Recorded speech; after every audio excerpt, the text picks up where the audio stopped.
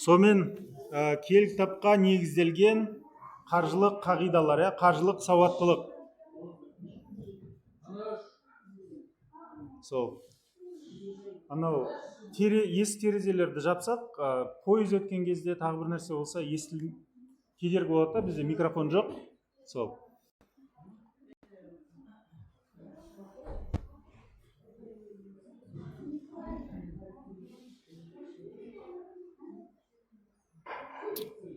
Кел кітапқа негізделген шамамен 12 қағида.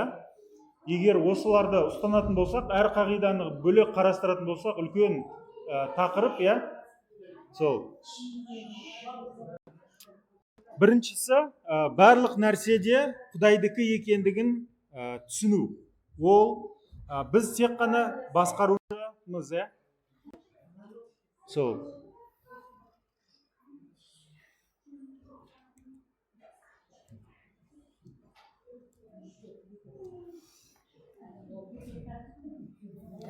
Біздің барлық мүлкіміз, ол ақша, уақыт, денсаулық, барлығы Құдайдікі. Біз осылардың тек қана сенімді басқарушысы болуымыз керек. Егер осыны дұрыс түсінетін болсақ, ол ең басты бір қағидалардың бірі. Кел кітапта былай деп айтады: жер жүзі мен ондағының бәрі жаратқандікі. Бұл дүние және ондағы тұрғандар барлығы 12 дейді. Забур жыр, 23 жыр, 1 аят. Кейін Қорынтықтарға арналған 1 хат, 4 тарау, 2 аят. Айтады: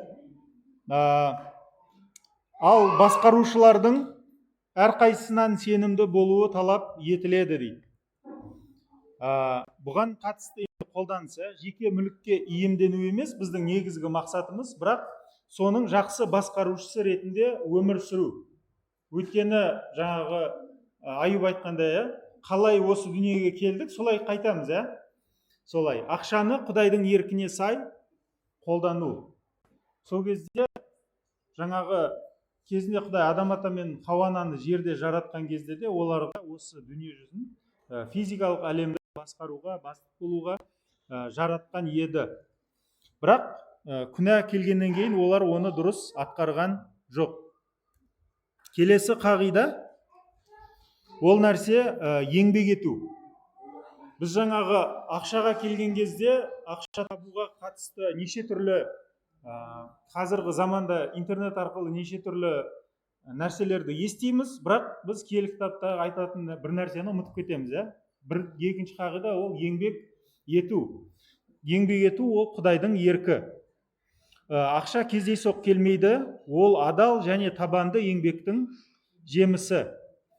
Бізде жаңағы күнә келгендіктен адамның қате түсінігі бар.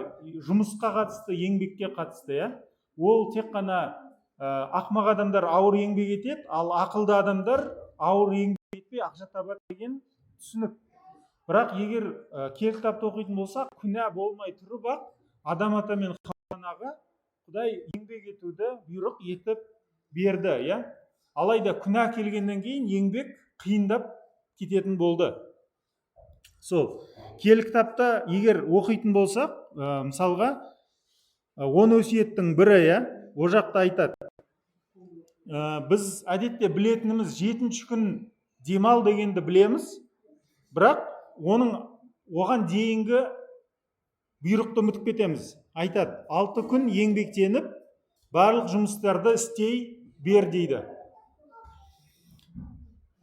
Түсіндік па? Жаңағы 6 күн жұмыс істе деген бұйрығын ұмытып кетеміз да, біз не істейміз? Басқа да жеңіл жолмен ақша табуды іздейміз. Сол арқылы біз нені өзіміз алданып қалғанды байқамаймыз. Жаңағы мошенниктарға ұсталып қаламыз, алаяқтарға. Кейін қарайтын болсақ, нақыл сөздер 14-ші тарау, 23-ші аят. Әр бейнеттің зейнеті бар. Бос сөзден тек жоқшылық шығар дейді. Салоникалықтарға 2-ші хат, 3-ші тарау, 10-ші аят. Араларыңда жүргенде еңбек еткісі келмеген тамақта ішіп жемесін деген қағиданы саналарыңа сіңірдік дейді. Сол кезде елші Паул да алғашқы тәубе еткен жаңа басталған қауымға осы ойды жеткізген. Сондықтан ауыр еңбек етіп ақша табу ол нәрсе киелі кітапқа сай қағида. Егер оны істемей жеңіл жолмен ақша тапқысы келген адамдарды мен сіздерге талай мысалын келтіремін, алданады. Сол киелі кітаптың осы қағидасын ұстанбайды. Жаңағы шегіртке сияқты ұшып жүргісі келеді де ақшаны тапқысы келеді, иә. Сондықтан ақша кездейсоқ келмейді, ол адал және табанды еңбектің жемісі. Сондықтан біз енді кәсіпке, қызметке адалдықпен қарауымыз керек, иә. Ауыр жұмыспен жұмыс істеп еңбек етіп ақша табу ол өз орнында. Тез баю схемаларынан не істеуіміз керек? Бас тарту керек. Жаңағы тегін сыр дейді, қай жақта дейді? Мышеловка дейді. Сондықтан абай болыңыздар, алданбаңыздар. Үшінші қағида ол шүкіршілік ету. Жүректі байлыққа құмарлықтан қорғайды дейді. Сол кезде әдетте біз осы қанағатшылықты ұстанатын болсақ, сол жаңағы алаяқтардан да бізді не істейді? Сақтайды дейді. Қанағатшылық ол рухани және қаржылық тыныштықтың негізі дейді. Киелі кітапта былай дейді, Тимотейге арналған 1-ші хат, 6-шы тарау, 6-шы аяттан 8-ші аятқа дейін. Расында да Құдайға ұнамды өмір сүріп, барға қанағат ету зор рухани байлыққа жеткізеді. Бұл дүниеге ештеңе де әкелген жоқпыз, одан ештеңе де алып кетпейтініміз де айдан анық. Сондықтан ішер ас пен киер киім болса, соған қанағат етейік. Жаңағы әдетте бізге рухани жетістік десе, бір бөтен тілде сөйлеу, бір біреуді сауықтыру деп айтады. Мына жақта қарайтын болсақ, не? Қанағат ете білуді рухани жетістік дейді, үлкен жетістік. Кейін жаңағы келесі бір аят, еврейлерге арналған хат, 13-ші тарау, 5-ші аят. Ақша құмар болмай өмір сүріп, қолдағы барды қанағат тұтыңдар. Құдай, мен сені ешқашан тастап кетпеймін де, жалғыз да қалдырмаймын деген ғой дейді. Көрдіңіздер ме? Өзара байланыстырғанын, ақша құмар болмау және қанағатшыл болу, ол неге қатысты дейді?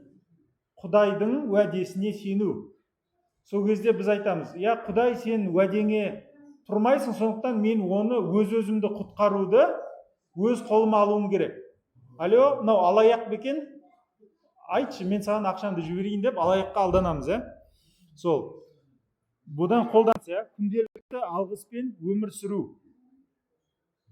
Соның нәтижесінде біз жаңағы ол рухани жетістік өзімізді өзгелерден салыстырудан сақтануымыз керек. Оған жаңағы соңғы уақыттарда әлеуметтік желілер бар, біреу әдемі сурет қойса, қызғанып біреу жүрегіндегі қанағаты кетіп қалады. 4-ші қағида ол бюджетпен өмір сүру. Бұл даналық. Бюджет деп жатқанымыз не? Бюджет деп жатқанымыз ол алдын ала жоспарлау. Біздегі бар көрпемізді жаямыз. Сол көрпемізге сай не істейміз? Көсілеміз. Сол Құдайдың ресурстарын немесе қорларын алдын ала жоспарлап, мақсатпен пайдалану қажет дейді. Біз мысалға осы ошаққа келіп демалысы үшін бізге белгілі бір қаржы жинау керек болды. Сол қаржыны жеткізу керек болды. Соның арқасында күнделікті асқа, күнделікті басқа нәрселерге жетіп жатыр. Сол сияқты бүкіл өмірімізге күнделікті бір айға, бір жылға, ұзақ мерзімге сондай жоспарлау қажетпіз.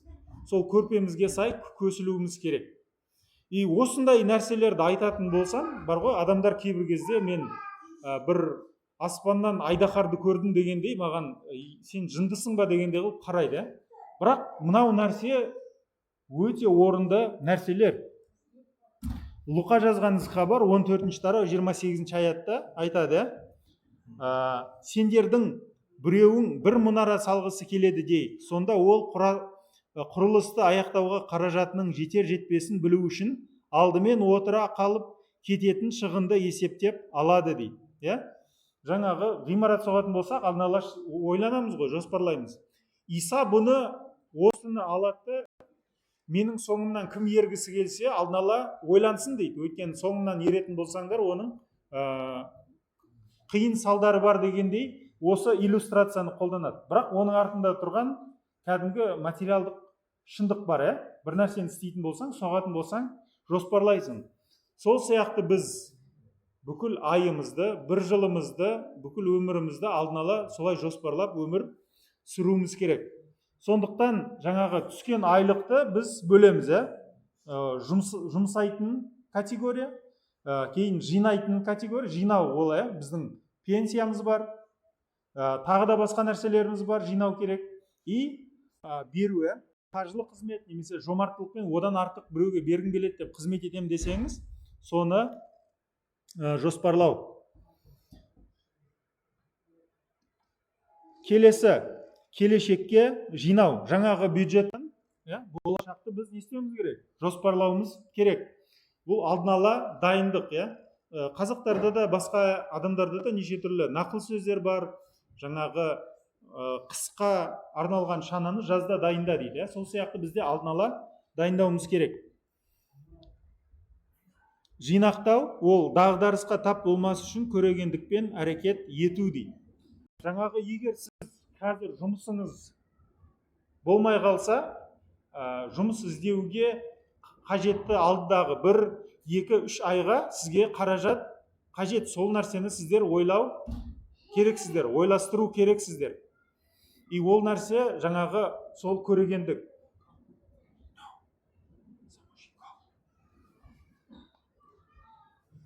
Нақыл сөздер 6-шы тарау 6-шы аяттан 8-шы аят.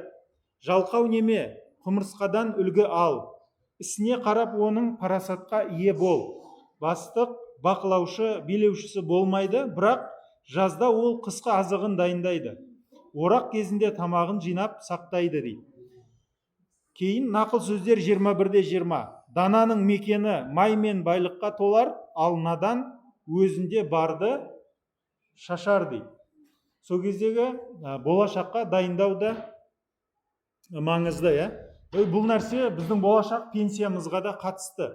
Мен интернеттен оқығаным, іздегенім, жаңағы айтады 1985-86 ма, шамамен сол жылдары туылған адамдар болашақта мемлекеттен зейнетақы алмайды деп естідім. Бұл рас па, өтірік па білмеймін.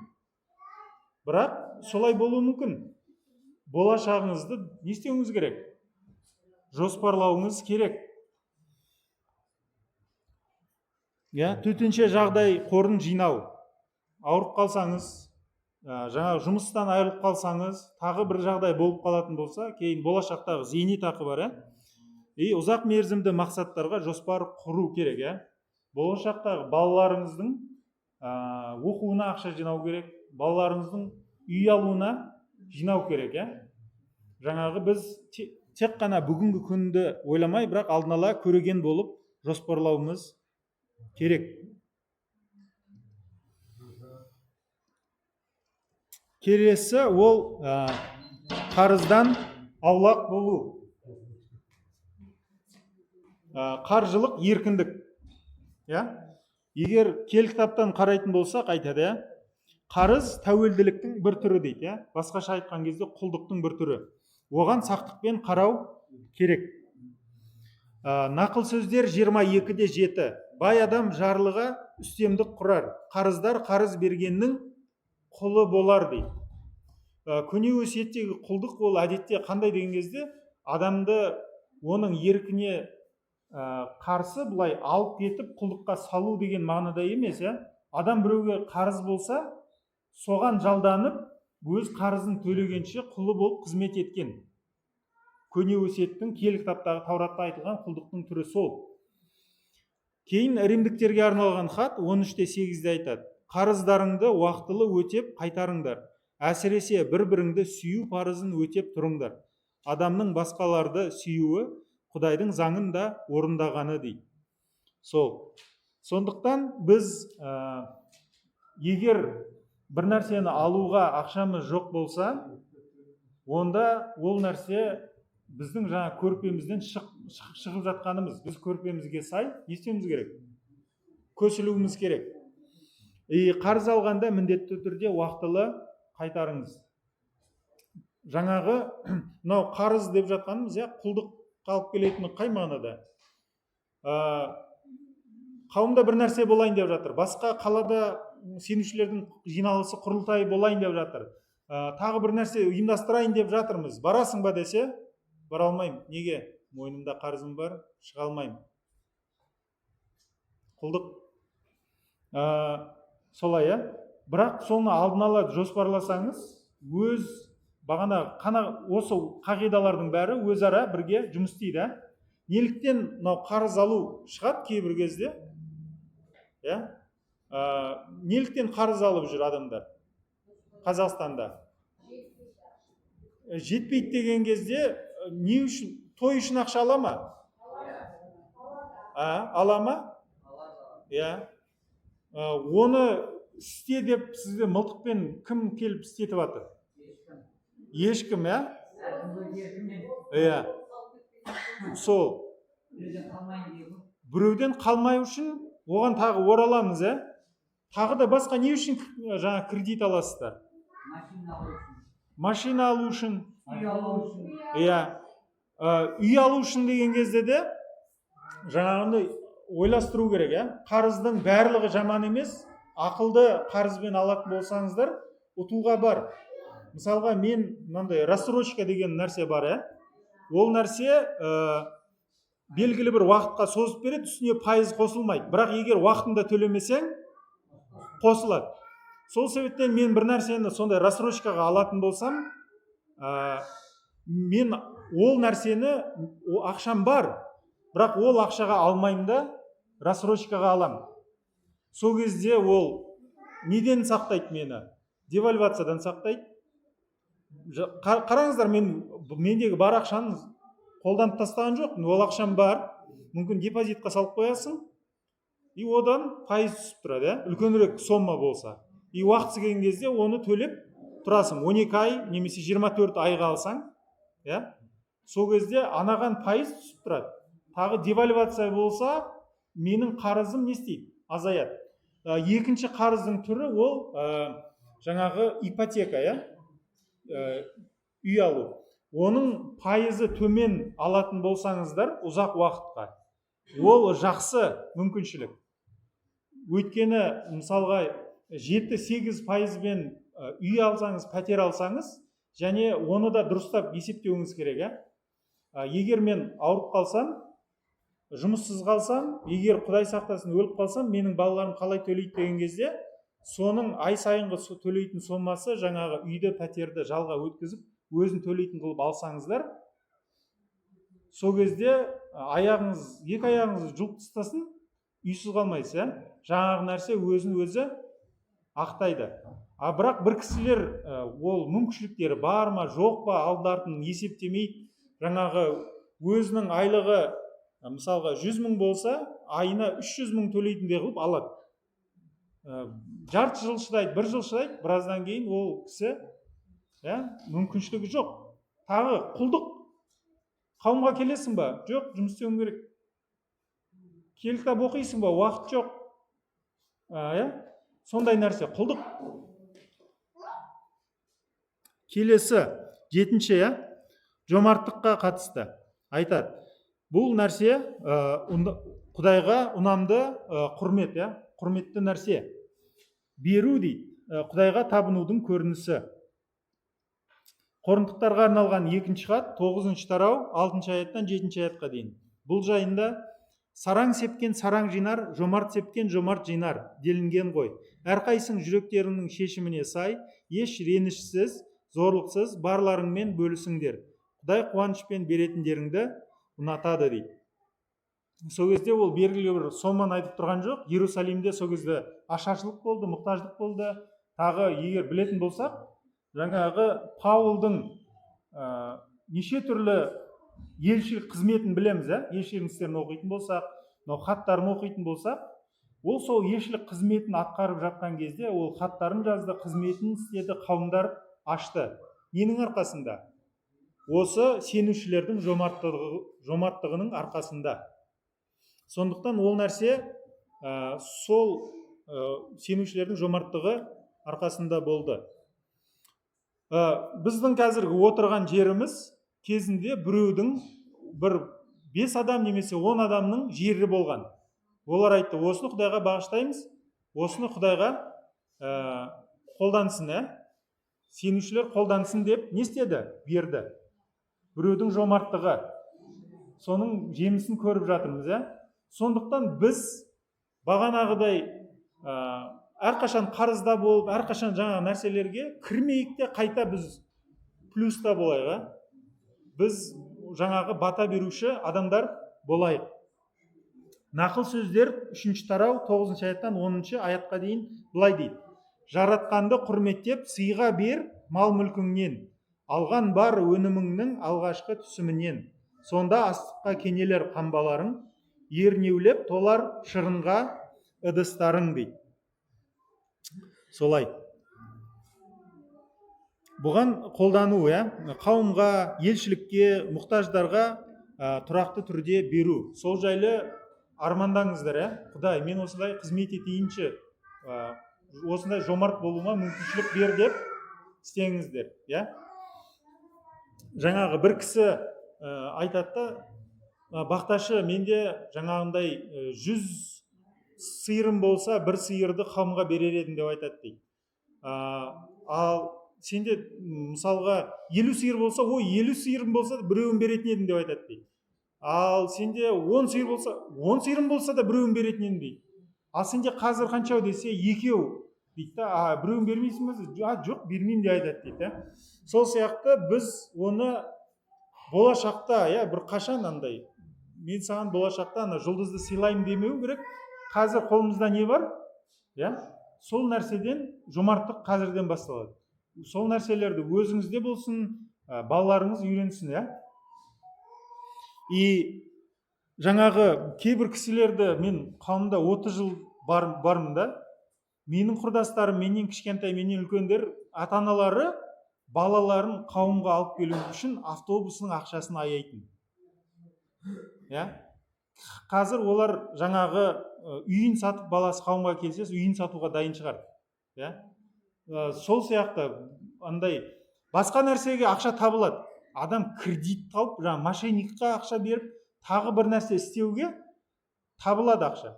Ал именно мынандай қауымға келуге қатысты, кешке қарай келу керек болса, таксиға ақша жоқ. Қауымға дұға мәжілісіне бармаймын. Тағы бір нәрсеге болса, мен бармаймын, оған ақшаны жұмсағым келмейді. Соны ойлайық, бізге не маңызды? Келесі ол қаржылық адалдық дейді. Құдайдың алдында жауапкершілік. Біз ақшаға қатысты барлық нәрсені дұрыс, адал істеуіміз керек, алдамай. Әрбір мәміледе, келісімде, және уәдеңде әділ бол. Нақыл сөздер 11 тарау 1 аят. Жалған таразы жаратқанға жиренішті, адал таразы оған ұнамдысы дейді. Луқа жазған хабар 16-10. Кішкене істе сенімді болған, үлкен істе де сенімді. Ал кішкене істе сенімсіз болған, үлкен істе де сенімсіз дейді. Сондықтан біз жаңағындай, менде болашақта миллиардтаған ақша болған кезде мен сондай бәленше үйтем бүйтем деп шіренеміз да, бірақ қазір келген кезде кішкентай ақшада біз сенімсіз болып қаламыз кейбір кезде. Бірақ оның орнына біз қазір бізде не бар? Сенімді болуымыз керек. Соның арқасында біздің балаларымыз көреді, балаларымыз үйренеді. И ол салық төлеуге қатысты біз біреумен келісім жасаймыз ба, келісім шарт, соны орындауға тырысуымыз керек. Жақсы куәлік болады, ол. Сенімді болуымыз керек. Келесі, қаржыңды бақылау басқарудың негізі дейді. Ресурстарыңның қайда кеткенін білмей, дұрыс басқара алмайсың дейді. Сол кезде біз ақшаны қаяққа жұмсап жатқанымызды белгілі бір есеп жасауымыз керек. Майда нәрсе деген жоқ, Нанға ақша кетті ма? Жазып қойыңыз. Нанға мынанша кетті, басқа нәрсеге қанша кетті. Бәрінігін жазған кезде айдың аяғында сіздің ақшаңыз қайда кеткенін көресіз. сол кезде мен өткен айда мынау пайдасыз нәрсеге ақша жұмсаппын, келесі айда соған жұмсамаймын. Сөйтіп өз әдеттеріңізді бақылап отсаңыз, сол кезде жаңағы көрпеңізге сай көсіле аласыз. Сол кезде сіз ойлайсыз, менің ақшам мынандай, сондықтан мынау жұмсаған нәрселерім ол артық нәрсе екен. Сол кезде біз алған нәрселеріміз, мен ол нәрсені ала алмаймын. Мен көрпемнің шетінен не істеймін, шығып кетіп жатырмын. Нақыл сөздер 27-ші тарау 23-тен 24-ке дейін. Отарларыңның күйін жақсы бақыла, табындарына да мұқият қара. Себебі байлық мәңгілік емес, билік те ұрпақтан ұрпаққа берілмес дейді. Табыс пен шығынды қадағалау, апталық, айлық талдау жүргізу дейді. Сол кезде жаңағы біз ойластыруымыз керек. Кейбір алатын нәрселеріміз бар, ол нәрсе ешқандай бір пайдасы жоқ, зиян нәрселер аламыз. Мысалға, тәтті сусындар. Ол ешқандай пайдасы жоқ, қосымша ол зиян. Ал қажетті нәрсені ал дейтін болсақ, кейбір кезде адамдар айтам, витамин алыңызшы десем, ол витаминға ақша жоқ дейді. Ал жаңағы тәтті сусынды алуға ақшасы бар, түсінемін, тәтті сусын мүмкін 500 теңге тұрады. Ал витамин қанша тұрады? Мүмкін 5 мың, 10 мың тұрады, Қарайтын болсақ, қымбат сияқты. Бірақ ол 10 мың қалған витаминді сіз бір ай ішесіз, ал 500 теңгеге алған сусынды сіз бір күн бір отырыста ішіп тастайсыз. Сол нәрсені есептейтін болсақ, пайдалы нәрсеге жұмсайық. Кейін 10-шы. Асығыс шешімнен аулақ бол, даналықпен әрекет ет дейді. Әдетте бізді кім асықтырады?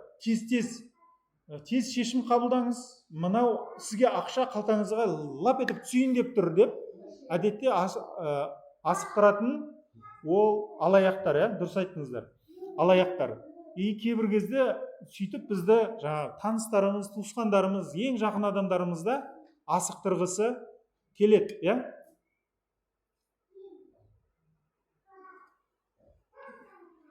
Айтады, тез, маған кредит алып бер, міне. Жаңағы оның мәселесі 10 жыл, 20 жыл сол мәселесі бар, бірақ аяқ астында кешке қарай жатайын деп жатқан кезде келеді, сөйтіп алып бер деп жағадан ұстап істейді. Сенің 20 жыл бойы шешілмеген мәселеңді мен қазір басымды қыққым келмейді. Сондықтан бағанағы қарыз алуға байланысты біреу үшін де гарант болмаңыздар, біреуге кредит алып бермеңіздер. Одан сақтаныңыздар. Жаңағы мүмкін басында түсінбейді, түсініспеушілік болады. Бірақ бәрібір содан сақтансаңыз, сіз егер сізге айтатын болса, сені құлдыққа сатайын, сенің орныңа ақша ала береді десе, келсесіз ба? Есің дұрыс па дейді ғой. Ол да дәл сол сияқты, бірақ сәл өзгертілген, өзгертілген түрі. Сол нәрсені әсіресе жаңағындай асығыс жатар алдында бір шаршап тұрған кезде шешім қабылдамаңыздар. Ақылды адам алдымен ойлайды, содан кейін әрекет етеді дейді. Зерделі білгірлікпен әрекет етер, зердесіз надандығын паш етер дейді. Нақыл сөздер 13-те 16. Кейін үлкен сатып алуларды алдында кемінде бір күн күту керек, бағаны салыстыру керек, басқа да нұсқаларды салыстыру керек, тағы не істеу керек? Ақылдасу керек. Дана кісілермен ақылдасқаннан кейін сол шешімді қиын болса да қабылдау керек. Жаңағы бір туысқаным мені мәжбүрлеп жатыр бір нәрсе істеуге. Бірақ оны сіз мүмкін басында даналығыңыз жетпейді, бірақ ақылдасқаннан кейін, ол нәрсе дұрыс емес екен, мен осы дұрыс нәрсеге қадала қараймын. Сол кезде жемісін сол кезде көресіздер. Әдетте бір нәрсені еккен кезде кішкене еңбектену керек, бірақ жемісін жеген кезде дәмді болады. Сол сияқты да дұрыс шешімді кейбір кезде қабылдаған қиындау болады, бірақ нәтижесінде бостандық болады. Егер сұрақтарыңыз болса дайындап отырыңыздар. Қазір екі тағы қағида қалды. Ары қарай сұрақ жауап қылуға болады. Ресурстарды көбейту, сенімді басқару. Біздегі бар нәрсені қалай сақтап қала алам және оны қалай көбейте алам деген сұрақ қоюымыз керек. Құдай бізге бергенді ақылмен қолдануымыз керек, көбейтуімізді қалайды. Жаңағы осы отырған демалыс орны да сол. Бұны біреу сатып жіберіп ақшасын жеп қойса болатын еді. Бірақ оны сақтап қойды. 10-20 жыл бұрын бұл жер жаңағындай онша емес еді. Соны жылдан жылға қосымша бір нәрсе қойып, бір жылы бір жерін түрткілеп, келесі жылы басқа жерін түрткілеп, неше түрлі керемет қылып, қазір осы жерде тұрып жатырмыз, демалып жатырмыз. Құдай соған, Құдайға алғыс, сол кісілерге, даналы кісілерге. Дәл сол сияқты бізде сондай дана болайық. Жаңағы Матай жазған ісхабар 25-ші тарау 14-тен 30-ші аятқа шейін таланттар туралы астарлы әңгімені Иса айтады. Ол жақта адал қызметшілер не істеді дейді? Көбейтті дейді. Ол кездегі Исаның ол астарлы әңгімені айту себебі мынада. Құдай Израиль халқын таңдап, оларға өз сөзін берді, өз хабарын берді. Алайда олар сол дарын таланттарды қолданып өзге халықтарға айтқан жоқ, ол нәрсесін пайдаланған жоқ. Иса осы астарлы әңгімені айтады. Бір бай кісі өз 3 қызметшісіне таланттар береді, екеуі оны қолданады, өсімге береді, бизнесқа айналдырады. Нәтижесінде ол нәрсе өсім болады. Біреусі айтады, ол нәрсесін көміп тастайды да өсімге бермейді. Нәтижесінде ол нәрсе өзгермейді. Содан көретініміз, Иса ол мысалды жаман мағынада айтып жатқан жоқ. Бұл нәрсе жақсы нәрсе дейді. Сондықтан біздегі бар нәрсені біз ары қарай өсіруіміз керек. Жаңағы жақсы нәрсені іздеу, көздеу ол жаман емес, бірақ оның артында мені не итермелеп жатыр? Үлкенірек үй алуға мені не итермелеп жатыр? Қанағатсыздық па, немесе Құдай берген дарындарды пайдалану ма? Егер артында қанағатсыздық тұрса, ол нәрсе дұрыс емес. Қанағатсыздық тұрса, Құдайға алғыс айту жоқ, жаңағы жүрегімізде тыныштық жоқ. Өйткені біз өзімізді басқа біреумен салыстырып жатырмыз. Менің жаңағы көйлегім анаған қарағанда әдемі емес. Сондықтан мен оны қанағатсыздық итермелеп жатыр. Ал егер біз жаңағы, жоқ, мендегі бар нәрсе Құдайдың нәрсесі, бірақ оны мен ары қарай өсірейін, жақсартайын, соның нәтижесінде басқаларға бата болам деп ниеттенсек, бағанағы мысалды келтірдім. Тағы да қолдарыңызда ұстап отқан неше түрлі киелі кітаптар, басқа да кітаптар біреудің кезінде құрбандығының арқасында ол оны қалай істеді десек, өзіндегі бар нәрсесін өсірді, соны құрбандық етті. Соның нәтижесінде біз соның пайдасын көріп жатырмыз. Қолданыс ретінде ақылмен инвестиция жасау, кәсіпті дамыту, кеңес алу, тәуекелді сараптау дейді. Соңғысы ол ақшаны патшалықтың істеріне бағытта. Бағанағы жомарттықпен осы нәрсе байланысты. Ақша ол ақырғы мақсат емес. Ақша ол инструмент, құрал. Егер біздің қолымызда балға болмаса, шегені қаға алмаймыз. Егер ақша болмаса, жаңағы мақта қыз бен мысықтың әңгімесі естеріңізде ғой. Сол сияқты болатын еді. Ақша өздігінен жаман нәрсе емес, ол жақсы инструмент, құрал. Бірақ Құдайдың еркіне қызмет ететін құрал ретінде пайдаланса, жақсы. Жаңағы кез келген құрал біздегі бар нәрсені күшейтеді. Жаңағы біз қолымызбен шеген ұрсақ болады, бірақ ол жеткіліксіз. Балға біздің күшімізді не істейді? Ары қарай күшейтіп, сол нәрсені жүзеге асыруға көмектеседі, шегені қағуға. Бірақ зұлым адамның қолына балғаны беріп қойсаңыз, жаман нәрсені істеуі мүмкін. Сол себепті ойламаңыз, менде кішкентай ақша бар, үлкен ақша болған кезде бір нәрсе істеймін. жоқ, сіздің қолыңыздағы кішкентай балғамен не істеп жатсаңыз, үлкен балға болса да сол нәрсені істейсіз. Солай. Матай жазған ісхабар 6 тарау 19-21. Жер бетінде өздеріңе дүние байлық жинамаңдар. Оларды күйе жеп, тот басады, немесе ұры бұзып кіріп, ұрлап кетеді. Қайта өздеріңе байлықты көпте жинаңдар. Сол жерде оны не күйе жемейді, не тот та баспайды. Ұры да бұзып кіріп, ұрлап кетпейді. Байлықтарың қайда болса, жүректеріңде сонда дейді. Содан кейін Тимотейге арналған 1 хат 6 тарау 17-19 аяттары. Осы дүниелік мал мүлікке бай сенушілерге мынаны ескер. Олар менмен болмасын, және сенімдерін өткінші байлыққа емес, Құдайға артсын. Ол адамдар рахатын көрсін деп, игіліктердің бәрін сыйлайды. Байлар жақсылық жасай беріп, игі істерге дарқан әрі жомарт болып, басқалармен бөліссін. Осылай олар өздеріне келешек заман үшін игілікті негіз болатын рухани қазына жинап, мәңгілік шынайы өмірдің берік ұстанбақ дейді. Қолданыс: ізгі хабарды тарату үшін, елшілерді қолдау үшін, мұқтаждықтарға көмектесу арқылы мәңгілікке қызмет ету. Шамамен 3-4 жыл бұрын біз кішігірім кітапты қазақшаға аударып басып шығардық. Ізгі хабар дегеніміз не деген? Қаралау кішігірім кітап. Шамамен 500 немесе 1000 дана.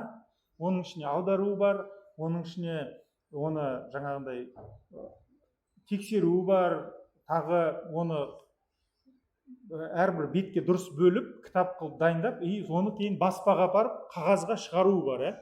Соның барлығына шамамен ол кезде 500 000 теңге кетті. Доллармен айтқан кезде мүмкін ол кезде 2000 долларма кеткен шығар шамамен. Бір адам үшін ол нәрсе көп болуы мүмкін, бірақ ойланыңыздаршы, сол ақшаны сіздер басқа да бір пайдасыз нәрселерге жұмсаған шығарсыздар. Сол нәрсені біз жаңағы аспаннан, космостан біреуді күтіп жүруіміздің қажеті жоқ. Ол нәрсені өзіміз-ақ не істейміз? Істей алатын нәрсе. Әлемдегі көптеген нәрселердің де сондай жомарт кісілердің арқасында жүзеге асырылып жатыр. Жаңағы оқуға барып келдім, естеріңізде ғой. Солдың оқуының ақшасы бар, басқа нәрселердің бар. Сол жомарт кісілердің арқасында олар оны өз пайдасына жаңағындай барып демалысқа барып демалса, ішіне тебе ма? Бір ай барып демалып келсе, курортта жатса, ішінен тебе ма? Бірақ ол кісі, сондай кісілер сол нәрсені Құдайдың патшалығы үшін жаңағы уайымдап, соны ойлап, соған жоспарлап беріп жатыр. Сондықтан егер біз осы қағидаларды, бұлар барлық қағида емес, бірақ осы жақсы бастау, әрқайсысын жеке тақырып ретінде қарастыруға да болады. Сұрақ, осыған енді ақша мен ізгі хабардың өзара байланысы қандай? Мен Иса Мәсіхке сендім, өз амалдарымен құтқарыла алмаймын. Ізгі хабар дегеніміз сол ғой. Иса Мәсіхтің амалдары арқылы біз Құдай алдында кешірім ала аламыз деп сенеміз, құрбандық арқылы. Енді осы нәрсе менің қаржыма қандай өзара байланысы қандай дейтін болсақ, өзара байланысы өте зор. Бағанағы мен сіздерге сұрақ қойдым, неліктен кейбір кезде біз қарыз аламыз? Той жасау үшін де, тағы бір нәрсе үшін қарыз аламыз. Неге дейтін болсақ, көршілерім не жайы не ойлайды деген ой, жұрт не ойлайды? Естеріңізде ме? Адам ата мен Хауаны күнә жасағаннан кейін олар не істеді? Ұялды, жапырақтан өздеріне киім жасап алды. Сол сияқты біз әлі соны жалғастырып келе жатырмыз. Жаңағы мен жайлы жұрт не ойлайды? Сол себептен мен өзімді құтқаруым керек дегендей құтқару жолдарын әлі жалғастырып келе жатырмыз. Сол себептен біз айтуымыз керек, әлемнің патшасы мені жақсы көреді. Маған осы жеткілікті. Кейбір кезде жаңағы мынандай жағдай болады, қыздар кейбір кезде сүйіспеншілікті алмағандықтан бірінші кездескен жігітке сен жақсы көремін деген жігіттен қосылып кететін жағдайлар болады, иә. Бірақ жеткілікті сүйіспеншілігін алған қыздар қанша адам мен сені сүйемін, өлем күйемін деп жатса, ол нәрсе оны жаңағы басын айналдырмайды. Уақыты келген кезде әке-шешесіне ақылдасып істейді. Сол сияқты жаңағы ойлануымыз керек. Әлемнің иесі Құдай бізді қабылдап тұрған кезде біз басқа адамдардың қабылдауын іздеп не істейміз? Құлдыққа кіреміз. Сондықтан ізгі хабарды соған да не істеуіміз керек? Қолдануымыз керек. Егер қолданбайтын болсақ, біз өзімізді құтқарудың жолын жаңа дін ойлап тауып жатырмыз. Өзіміздің ақша арқылы құтқарылуымыз. Сол. Енді сіздерге қазір микрофон сіздерге сұрақтар болса, сұрақ жауаптар мүмкіншілік. Егер сұрақтар болса.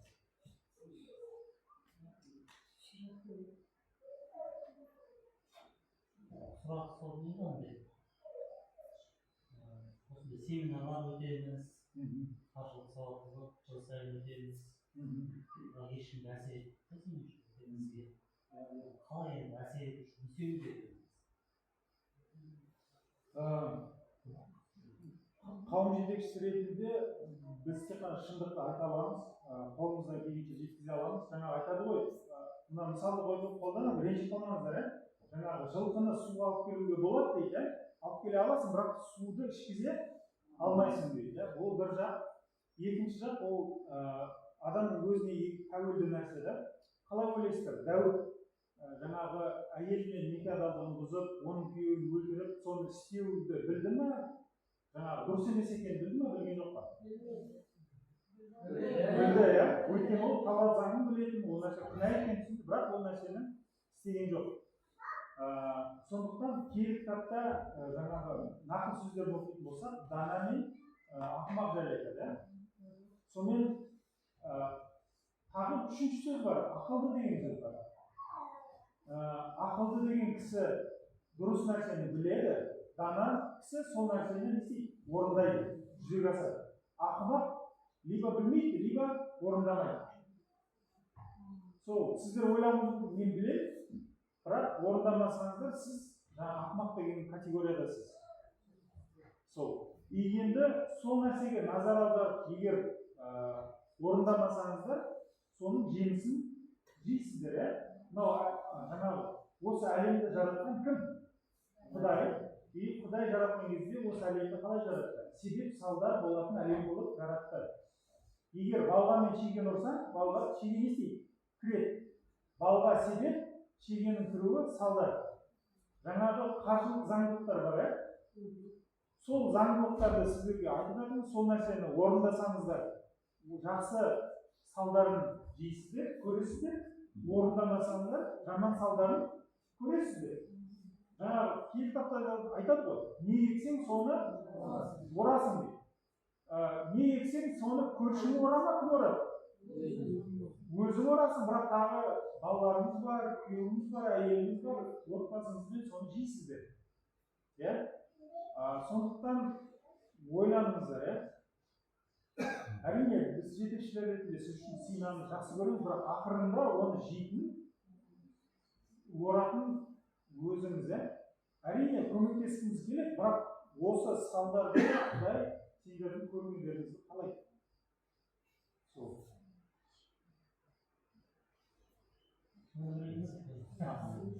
Басқа сұрақтар жоқ болса, қоя бер. Жаңағыдай қиындыққа кеткен, қарызға кеткен адамдар хабарлассай, қалай өмір сүреді? Ағай қандай даналықпен, қандай сол жағдайды шығарады? Не істеу керек оған? Жаңағы кредитқа кіріп кеткен болсаңыздар, содан шығудың жолдарын іздеңіздер, ақылдасыңыздар. Сондықтан кейбір кезде амал жоқ болып жатса, жаңағы банкротқа дейін бару керек. Оған да істеуді білетін адамдармен ақылдасып істеу керек. Содан кейін басқа бір кредиттен шығу үшін екінші кредит ретінде іздемеңіздер, иә. Бірақ оны да дұрыстап ақылдасып істеу керек даналықпен. Сол кредиттен құтылудың жолын іздеу керек. Тағы бір мысал келтірейін, иә. Кім мысалға пәтер алып өткізіп, соның ақшасына өмір сүргісі келеді. Бірақ пәтер алып, оны өткізіп, одан қанша пайыз түсетінін айтайын ба жылына? Мысалы, пәтер 10 миллион тұратын болса, 15 миллион тұратын болса, соны барып өткізетін болсаңыз, бір жылда тек қана одан 7% түседі. Ол ақшаны депозитқа салып қойсаңыз 15% түседі. Бірақ айырмашылығы байқаймыз ба? Ал сіз алған кредитқа сіз қанша төлейсіз? 30% немесе 40%-ға дейін төлейсіздер. Айырмашылығын байқаймыз ба? Иә? Сондықтан жаңағы енді сізде бір пәтер жоқ шығар. Бірақ сіз сол бір пәтердің орнына былай елестетіңіз да, сіздегі бар сумманы алыңыз да, мынау менің 10 адам болып келісіп бір пәтер алатындай сумма болса да, мысал ретінде. Мысал ретінде. Сол сіздегі бар 10 мың теңгеге бір пәтер ала алмайсың. Бірақ сол 10 мың теңгеден 7% түссе, сізде 10 мың теңгелік пәтердің ақшасы түсіп жатқандай. Түсініп отырсыздар ма? Дәл солай сізде егер әрине 100 пәтер болсын, 10 пәтер болсын, одан да үлкенірек сезіледі ғой. Бірақ жаңағы нәрсені дұрыс ойлансаңыз, 10 мың теңгеден 7% пайда түссе, ол да жақсы пайда. Әрине одан көбірек түсу табуға депозит жасап қойдыңыз, одан демек. Сондықтан егер жаңағыдай үлкенірек қарыздарыңыз, кредиттарыңыз болса, бірінші содан құтылу керек. Мысалы айтсаңыз, бағана айттық қой, жұмсау, жинау тағы бір нәрсе деп. Сол кезде, мен кредитім бар, ол кредитіма мен 30% жылына төлеймін үстіне, мен қосымша енді өзіме жинауым керек деп ойламаңыз, бірінші анадан құтылып алу керек. Өйткені сіздің жинағаныңыздан 7%, 15% пайда түсіп жатса, ана жақта сіз 30% үстінен құртып жатырсыз. Сондықтан үлкенірек, кемедегі үлкенірек тесікті не істеу керек? Жамау керек, бітеу керек. Сол. Тағы да бір мысал, мысалға бізде андай су бар мынандай, орысша раковина дейді. Кранды ашсақ не істейді? Су тола ма, толмайды? Толмайды, өйткені астында тесік бар. Сол сияқты біздің ақшамыз келіп жатыр. Ол толу үшін не істеу керек? Тесікті не істеу керек? Бітеу керек, басқаша айтқанда белді буу керек. Сол артық сол кезде қарау керек, не нәрсе артық? Не нәрсе артық? Мен жаңағы бүкіл әулетке деген мен мақтанғым келеді, мен той жасаймын. Сол артық па? Немесе күніге содан кейін 2 жыл төлейді, ет жемейді, денсаулық жоқ. Ал сол нәрсеге сіздер күніге ет жеңіздер. Витамин алыңыздар. Неше түрлі дәмді тамақ жеңіздер.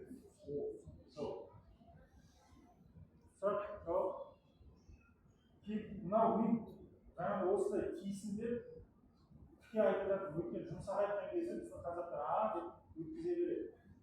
Өзіңіз болғандықтан шындықты ашып айтып жатыр.